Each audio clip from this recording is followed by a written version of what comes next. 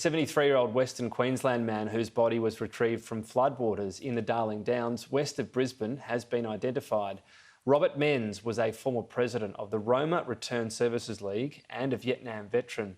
Queensland Police revealed a council worker tried to stop Mr Menz from entering the water at Yolunga, north of Toowoomba. Residents affected by the emergency are now eligible for payments up to $180 for an individual and $900 for families. Further support will be given to 8 local councils as well. That includes Barcaldine, Goondiwindi and Toowoomba.